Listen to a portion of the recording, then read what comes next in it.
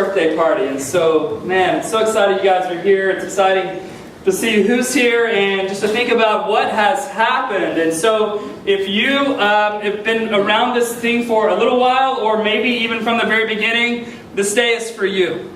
To really reflect back, and you saw things and you remember things, you're like, man, I forgot about that. And if you're on the setup team, it would be hard to forget about those days. But if you're here for the first time, or if you're just returning to this scene for the first time in a long time, I think this day is equally for you, because we're going to maybe give the best snapshot you could get in an hour time period of who we are as a church, of what God has done in our midst, and what we are praying for and believing and leaning into that He's going to do for the future. And so wherever you're at on that spectrum, I assume that includes everyone, welcome. I'll never forget the first time we had anything in San Francisco that was an epic thing. Most of you would not have ever known about it. It was not publicized except for the people we knew who wanted to be a part of it. But we began on Sunday evenings this thing we simply called a launch team. It was a team of people that was going to be leveraged to help us get this church off the ground come February. So June 6, 2010, here was the big old launch team. There it is. That's right. I mean, has Tim aged or what? I mean, he's such a baby face then. You just got out of high school and we were getting ready to start the church.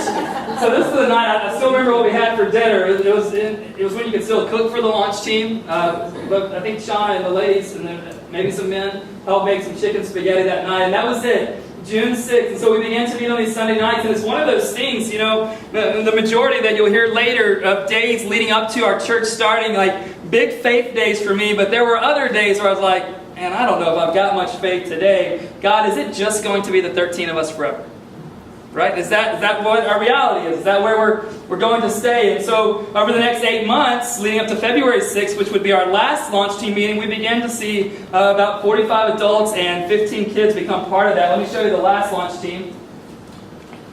So it had expanded, and you should see our living room. That was my home. It served multiple purposes at the time. And a lot of people who were even a part of the launch team at that point in time weren't there, but it was amazing to see God begin to bring people in lots of strange ways. Like there's a guy here this morning that the reason he got to be a part of our church, because my boys and I are leading a Giants game, and as we're walking back with the other 40,000 people, we just happen to be walking beside him and begin to engage in dialogue, and now Chase has been a part of our church for a long time. It's South Africans like Louie and Marley right here in the middle. They're always in the middle of everything, actually. They're in Vegas this morning, so we can tell them. We can tell later. They moved from South Africa, landed in America for the first time on a Saturday night, Google churches, and show up at Epic the next day. They've been with us ever since. And it's amazing to see who God has brought and how God has brought people into the fold here. And now look at this. I mean, if you're sitting close to the front especially, look behind you. Pretty cool, huh? And not only that, but this isn't our only service.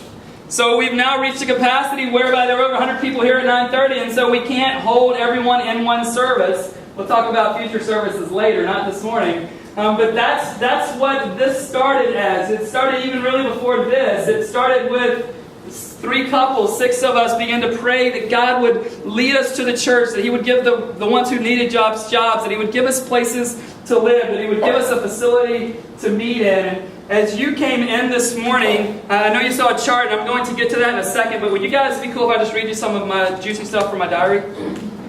Just kidding, I'm not giving you the juicy stuff.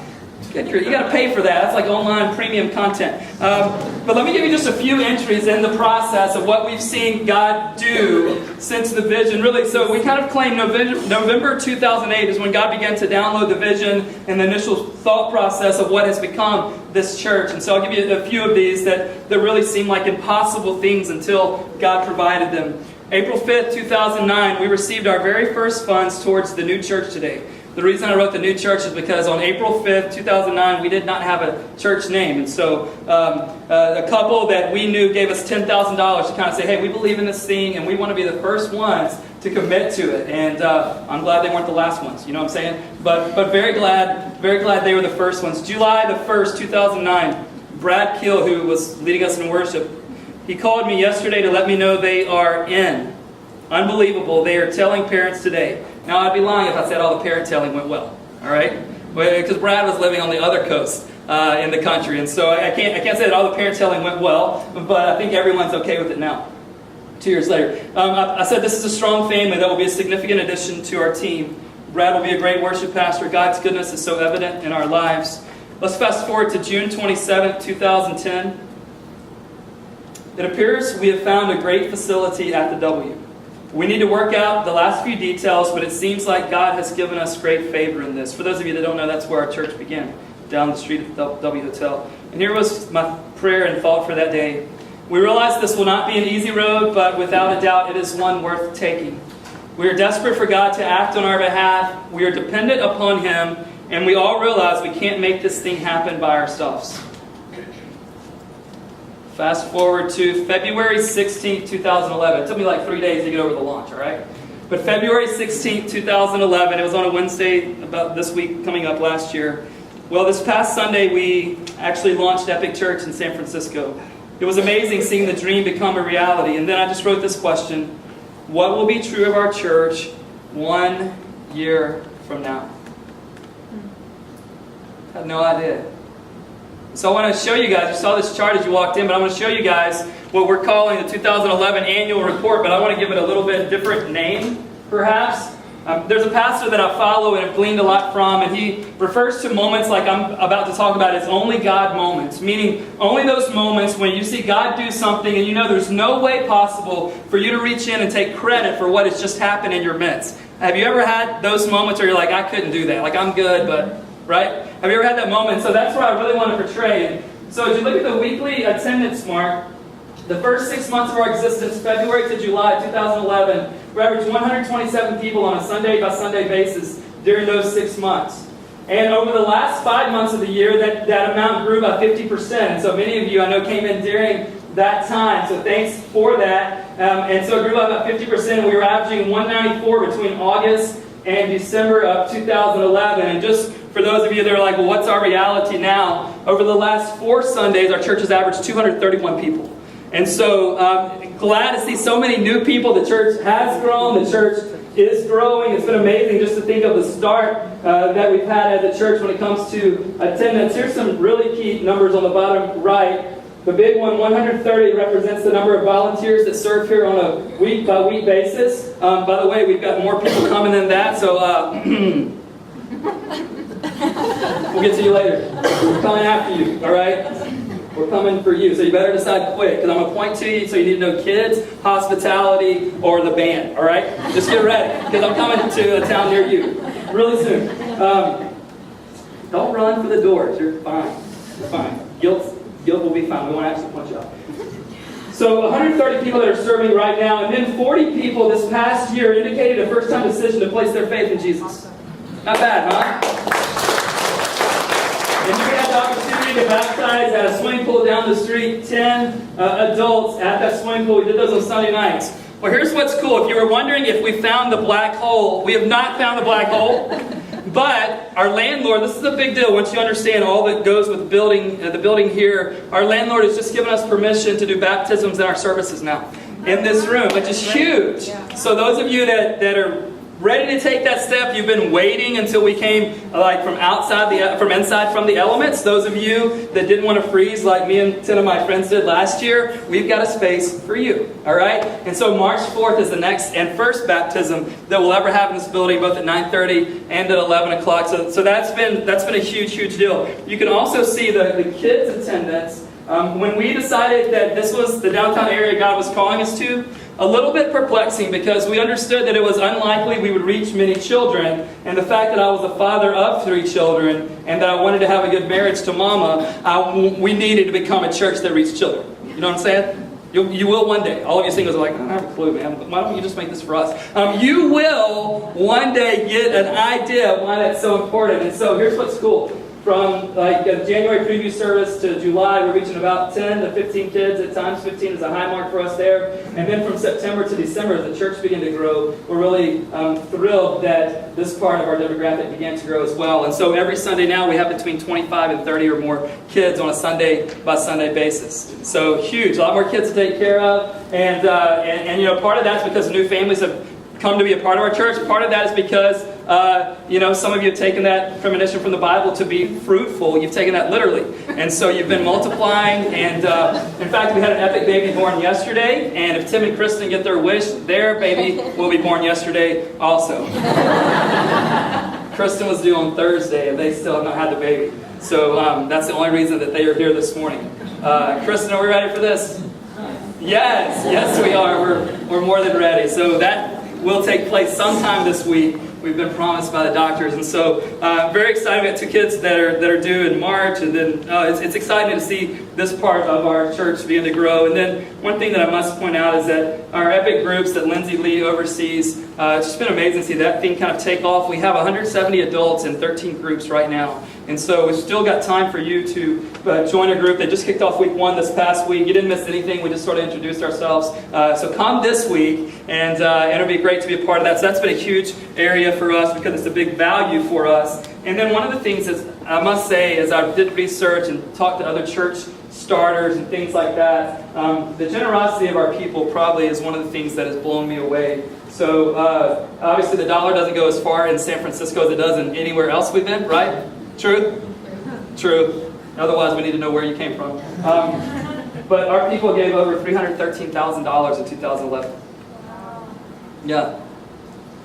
Now, what's amazing is not only did they do that, but in December and January, we rolled out this initiative called the Hope Project. And we said the Hope Project is going to be our annual initiative by which we say we're going to partner with ministries and churches and things going on outside of the 4 walls of our church. We want to impact our city. We want to impact our world. And so we chose 3 strategic partnerships. Bessie Carmichael School that we've partnered with a long time. It's a low-income, under-resourced school right here in Soma, in the western part of Soma. Bessie Carmichael's right here. Secondly, we partner with The Woman's Place, which is a transitional housing shelter for women who have been abused or have abused substances themselves. And then thirdly, we've said, you know what, we believe God is a global God. We believe He has a heart for the nations, and so we could choose all the nations to partner with. That would be awesome. But we chose one. We chose the country of Uganda, and through Compassion International, entered into a partnership with the United Christian Center Church outside of Kampala, Uganda. And so we were doing that through Compassion. I said, hey, we're going to give towards that church. They also said, hey, we want to give you guys some kids to sponsor. And so I asked for 15. They gave us 38.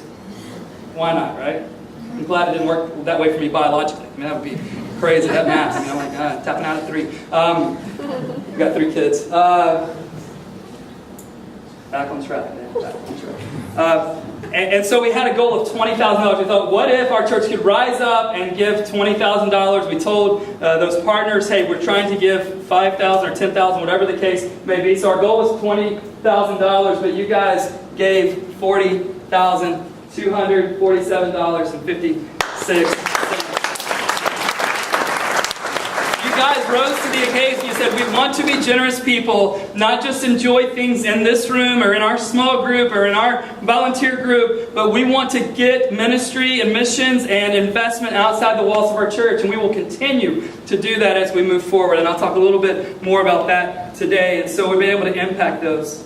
And then the building that you guys are sitting in right now, it's easy for us, even for me as the leader here, to come in here and take my seat for granted and take the space and the stage and my kids, the rooms they're in every day. It's easy for me to take those things for granted. But it's a real miracle if you know any of the backstory that we were at the W Hotel and our contract went away. And so we thought, well, we need to find a space, a temporary space that we can set up and tear down on Sundays because we haven't been around long enough to get our own permanent space, right? Certainly we haven't been around that long. And so then we are led to this space and we like it and we want it. and then we say, well, what does it cost? And the response was too much, essentially. You ever had that conversation? Like, how much? Well, it's just too much. All right, and it was too much for us, and so we began to go back and forth with the owner of the building, and finally we were in the same ballpark. But then a phone call came to us that the building was no longer leasable; it was now going to be sold. And though you were generous people, we didn't have $35 million on us at the time. All right, and we didn't want to go in that kind of. We couldn't get that kind of debt actually, and so we're like, oh my gosh. So the best case scenario is that we would have to wait for a while, and we just don't know what to do. And at the time, I've got to be honest with you, had I hired an outside analyst to come in and give us leadership in regard to this facility here, when we finally got it into the budget that made sense to us at least, the outside analyst probably would have said things to me like, Ben, I hope he would have called me by my first name. He would have said, Ben, you guys are 4 months old. In June. Not only are you 4 months old, but you guys have your lowest attendance since the time that you began. We averaged 107 people in the month of June. But here's what we've said ever since the beginning of our church days. We've said as we come up to a crossroads and we have an opportunity to move forward in faith or to shrink back in fear, we always want to move forward in faith. Now, not stupid faith, all right? Don't be like, well, Ben, why don't we just go get AT&T Park? I'm not saying that. But it was clear to me, it was one of those strategic moments, and it was going to be a defining moment for us. And we said, you know what, we want to be people. We want to be a church that moves forward in faith rather than shrinking back in fear, though there were plenty of things to be afraid of. And we moved in this building August 21st, first service. 5 weeks later, because of the people that were coming into our church, we had to open up a second service.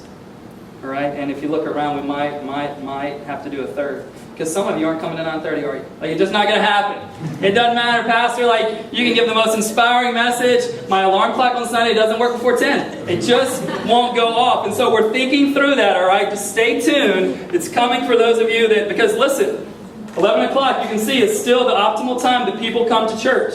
Okay? There's not a whole lot more seats you can fit in here, though we can get a few more in here. We are going to have to do something in the future. And, man, I was about to let the cat out of the bag. I'm not doing that. Nope. You guys will get it from me next month, all right? Next month. Strategic with my timelines. So we moved into this space not having a clue what would happen. Moved into this space with no momentum. Moved into this space not having a clue necessarily would we actually be able to afford it. So, you know, I'm playing worst case scenarios with Tim Milner, our executive pastor here and who oversees this facility relationship. And I'm like, Tim, now if the church goes bankrupt, will that affect my credit? Like, I really needed to know that. Like, I'm willing to risk it all, but I'd rather risk the church's reputation than my own. You know? And so we're getting all kinds of feedback like that and trying to ask him about that. Hey, I want to turn our attention to Ephesians chapter 3 now. I want to use this text to bridge kind of celebrating the past and looking forward to the future. If you need a Bible, would you raise your hand? Seriously, like we want to give you one. So just raise your hand, keep it up high. Ephesians chapter 3. If you receive one of these Bibles, anybody else need one? Hands up. Keep them up high. We've got quite a few back there. Diana, it looks like. You guys got one right there in the back. If you get one of those gift Bibles, or if you have one already, we're on page 634. We're going to read what Paul was praying, who wrote the letter to the church at Ephesus. We're going to read what Paul was praying for those people who are at this church. And I want this to become a great prayer for us. In fact, our staff is memorizing this passage for the year. How are we doing, staff, with that? Staff? Anybody? Hey, would you guys stand up? Ephesians chapter 3, verses 14 through 21.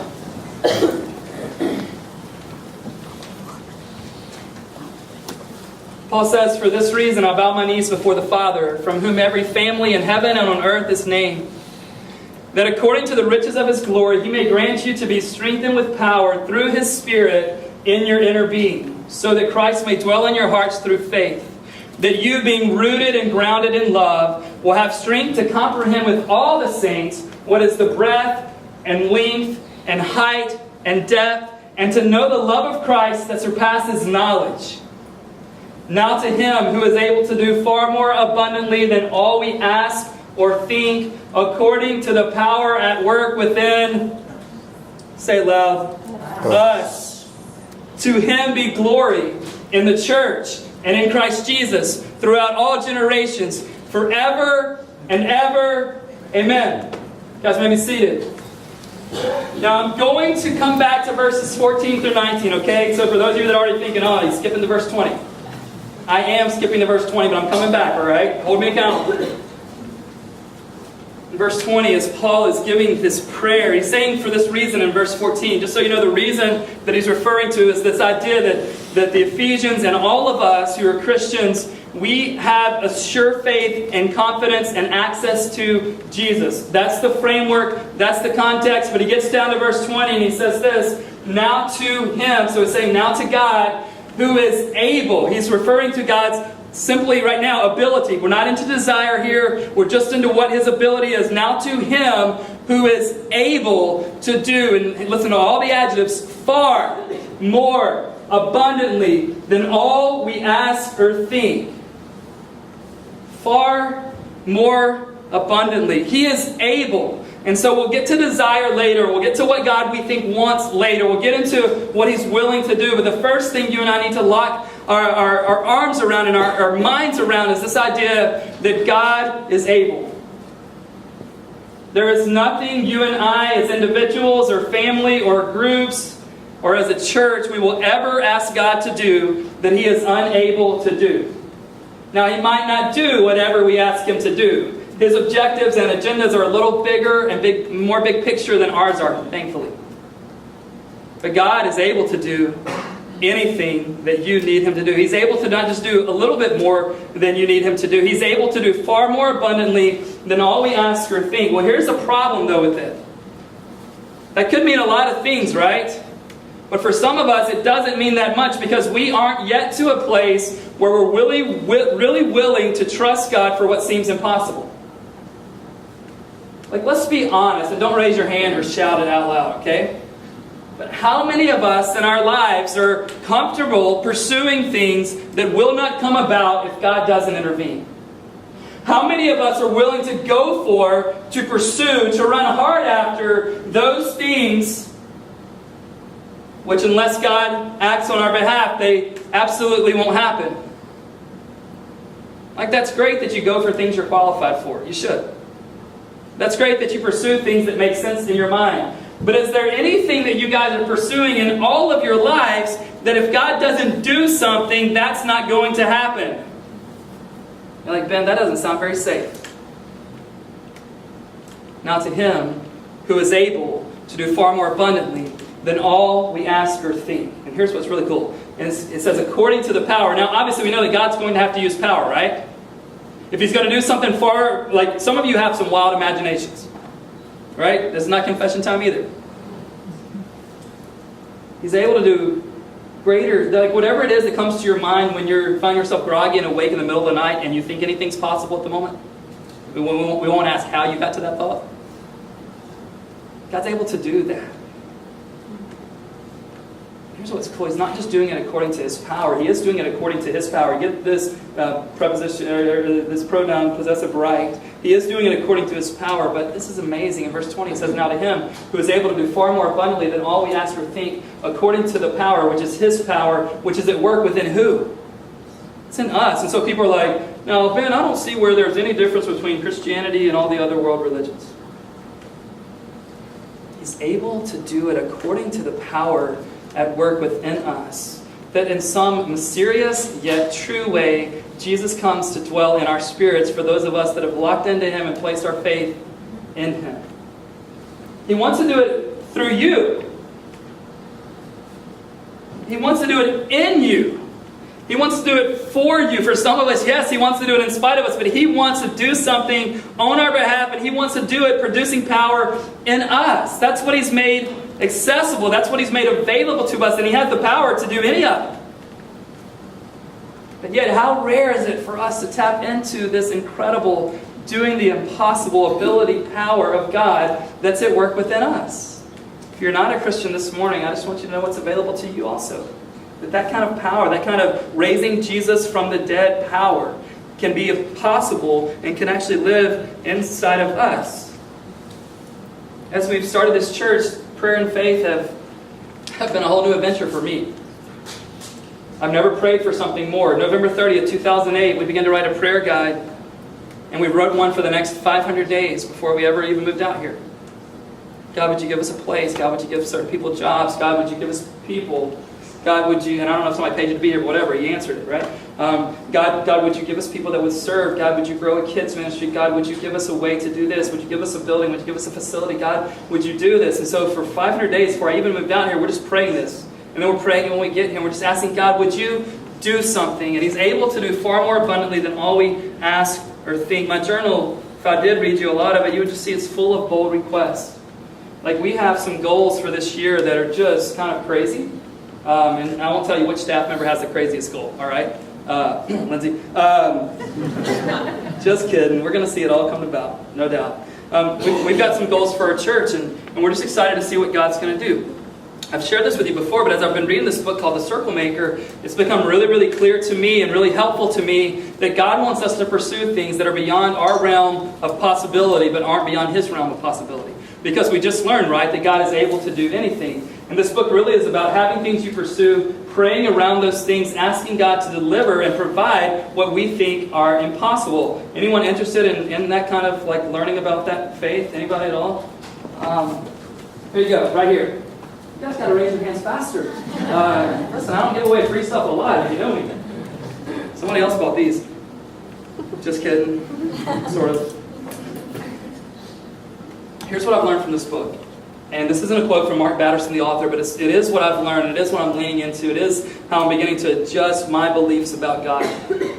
And it's this, that God has never done anything that is any easier or any harder than anything else that He's ever done.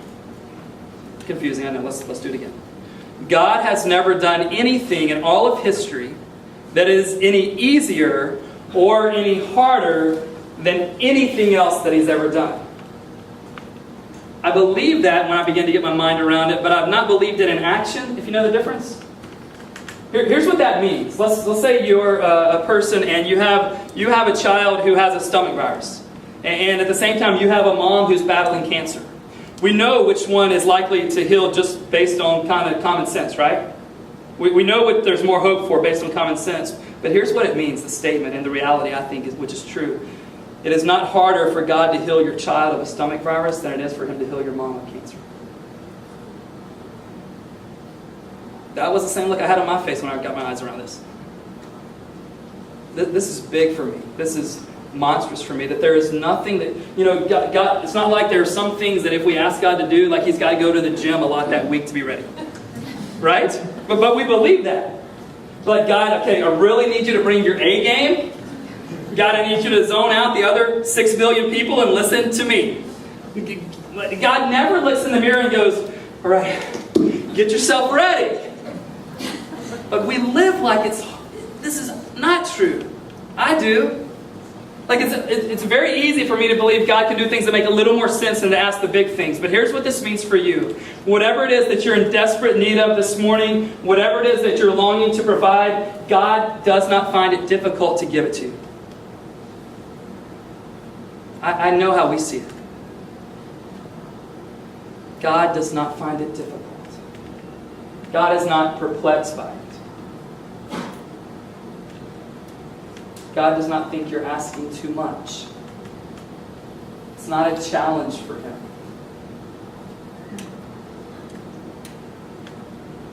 And here's what it means for our church. As I lay out just some goals for this next year to you, though we would say to a staff member, we would say, that goal's a little crazy. None of the goals we have for this next year are beyond difficult. Like, none of them are difficult for God. Here's a few goals that we have for 2012. I won't share all of them with you, though. You can come to our office anytime and see those framed. We might white out some of them before you come, but kidding. One of our goals is already in motion. We had a goal to go on our first mission trip this year. And for those of you that want to know about that, June 12th through 19th, our church is going to our partner church in Uganda. Okay? If you're interested in that at all or have any questions, I'm going to have a meeting right down here where I'm just going to give a half info sheet. And if you have any questions specifically for that trip, where we're going to serve and partner with the church that we are in partnership with right now. We're going to spend time with the kids that our church is sponsoring. We're going to make a difference in that community and do projects for the church in that community. So it's going to be a huge thing. So that's already happening. Another thing is that we're praying that, again, now that we have this especially, that 30 people will be baptized in this room this year. I'd love to see that more than that, but we're praying that God would allow that to happen because, remember, baptism doesn't make us a Christian, but it's this great thing that's been symbolic of Christians for the last 2,000 years, that we would identify with Christ in that way, that He's taken our old life, buried it, and brought us new life in Himself. And so we want to celebrate that at least 30 times this year. We're also praying that 1,000 first-time guests would come in our church this year. We believe that if you think God's doing something here, there's a good chance that some people that you do life with or in your neighborhood that you work with might want to experience the same thing. We're praying for that. Because of the vision we think God's given us as we move forward, we're praying that 250 active volunteers, this is the part I told you about before, warned you it was coming. We're praying that 250 people would be volunteering by the end of 2012. Because with the vision we think God's given us, that we're praying toward, that we're pursuing, we think it's going to take that many people at least to help us carry out the ministry that God has for us down the road. And so those are some big things. Here's some things that aren't as measurable. One of my prayers this year is that many of the marriages in our church will be restored. Yes, we don't want them to get divorced, but we also, getting divorced is one thing, but living together for 30 years miserably, that's terrible too, right? And so we're praying that God would restore marriages. I'm praying that many of us would have the idols in our lives removed and that God would take center stage in our lives. And I'm praying that will happen. I'm praying that a whole host of us will learn how to apply our faith Monday through Friday and not just on Sundays or in our small groups or when we're volunteering. I'm praying that kids, and we're expecting more of them, but kids in our church will be raised to love and value and worship Jesus and have no doubts about the love God has for them. I'm praying that an increasing number of us would begin to leverage our spiritual gifts and our passions for the kinds of things that God wants to see happen in our lives. Remember, if He's given something as a gift to us, if He's put that in us, He wants to bring that out of us. That's true for all of us. I'm praying that individuals in our church would reach entirely new levels of generosity. Those are some things that I'm just going, God, would you do that this year? God, would you show up in that way? Would you do this? And I want to give you a few imagine statements that are not time-stamped. So don't tell me that I said it was going to happen by such and such time. These are not statements that are time-stamped. But let's invoke our imaginations this morning. Here's some things I want us to walk through. Imagine a day when we're holding services like this one all over the city and the Bay Area. Imagine that happening. Also, imagine a day when our church gives more money to missions in a single year, that's outside these walls, than what was given to help us start Epic Church, which is around $1 million. This might be the most audacious of all of them. That we would, in 1 year, give $1 million to causes outside of our church. Imagine that day happening. Imagine a day when we have to hire new staff because we're reaching over 100 kids weekly at Epic. Now, Lindsay probably wants me to hire new staff when we get to 42. But imagine if we bypass that and begin to reach 100 kids on a weekly basis. Imagine a day when we have 1,000 adults sitting in living rooms all over the Bay Area, sharing life, growing in their faith, and serving our community together. 170 adults are doing that right now. And then this is part of our vision and mission statement. Imagine a day when people all over our city begin to live the lives God intended them to live. All throughout history, God has called individuals, and He's called families, and He's called people, He's called churches, He's called nations to pursue a vision that seemed impossible. He's called people to go beyond what they thought they could handle. And there's always been one of two responses, right? There's always been the response of no, God, I'm not going to do that. I'm not going to go for that. That seems crazy. I want to do my own thing. That seems impossible. It doesn't even seem legitimate. It doesn't make sense. I won't be able to explain it, so the answer is no. However, there have been other men and women and boys and girls and families and churches and nations who have said, you know what? God, that is crazy. In fact, Esther said it like this: if I go to the king, he might kill me. But the Jews, their future is at stake here. Daniel hangs out with the lion, right? I mean, it's not like we're going to pursue things probably that are that crazy. But the people that have pursued what God laid out for them have experienced, I believe, blessing and joy and adventure unlike anyone else in all of history. And so we say as a church all the time, we want to reject status quo. We've lived for the status quo enough, right? Let's keep moving forward in faith. Let's believe God for things that don't seem like they're possible to happen. But let's remember this. And here's where verses 14 through 19 come in. Remember that all of this is not about going after some vision without any kind of great purpose attached to it. It's the idea that God has loved us with an everlasting love, and He has pursued a relationship with us. When we turned our back on Him, He still came after us. He endures the cross in the person and flesh of Jesus. Jesus gets our sin punishment. We get His righteousness reward. It's kind of crazy. But remember this.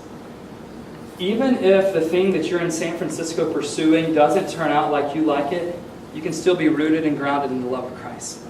Even if the thing you think for your life to be a success doesn't happen, if it doesn't happen, you can still. Because remember what Paul says. He says, for this reason I bow my knees before the Father, from whom every family in heaven and on earth is named, that according to the riches of His glory, He might grant you to be strengthened with power through His Spirit in your inner being, so that Christ may dwell in your hearts through faith. That's a big deal, huh?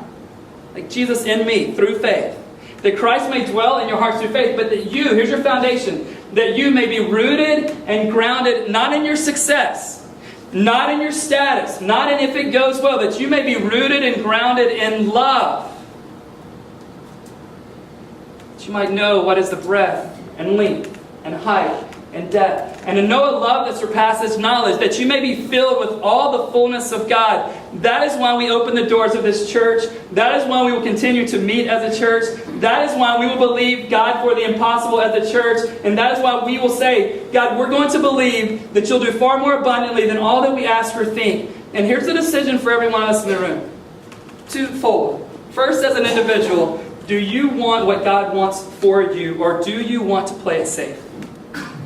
I know which one's easier. I know which one your parents and your spouse are cool with. I know.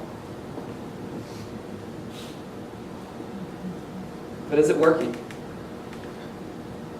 Pursuing only what makes sense, pursuing only what you're qualified for, pursuing only what you know how it will turn out.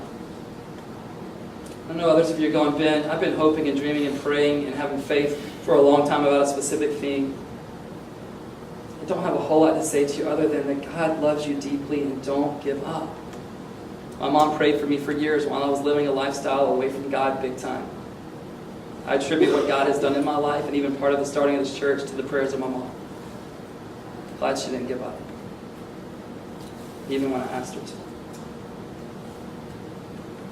And then for us as a church, I believe God's doing something special here. I believe we're going to see some historic things in the days to come.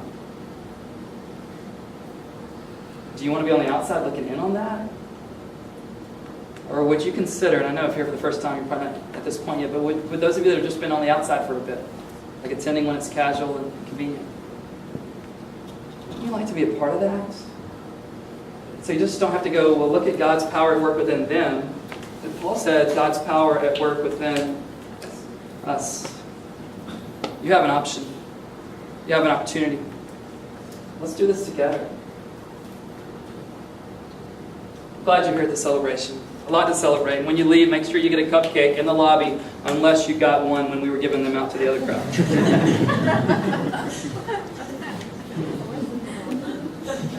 No, you can't buy one either, all right? Let's move into our offering time now so that we can set up what's coming next. Listen, if you're just a guest here, just give us your communication card. We want to know who you are. We want to let you know about what opportunities are ahead. If this is your church, though, remember, we've said this already, but our church is funded by those of us who attend it and are committed to spreading what God's vision is for our church forward. And so just pass those buckets down. You put your communication card, which also has an offering envelope. It's one and the same theme. And just pass those down to the end of your aisle, to the left, to your left, and then someone will pick those up. I'm going to ask the band to come back on stage at this time as we get ready to conclude our service. In a moment, I'm going to pray for us. And here's what I'm going to pray. I'm going to pray that God would use because here's the reality. Many of us, all of us in this room, we're sitting here on the end of the prayers and faith of many other people. And it's a good spot to be, right? Isn't that cool that people have prayed for you all across the nation?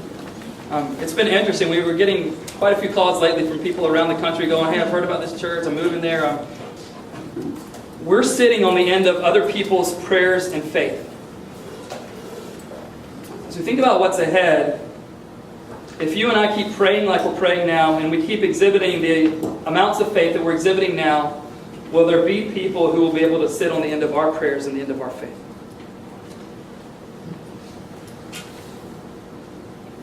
I hope so. I want to go there, and I hope that you'll consider coming with me. Let's pray. Let's stand as we pray. And then we're going to sing one song just asking God to be with us as we move forward.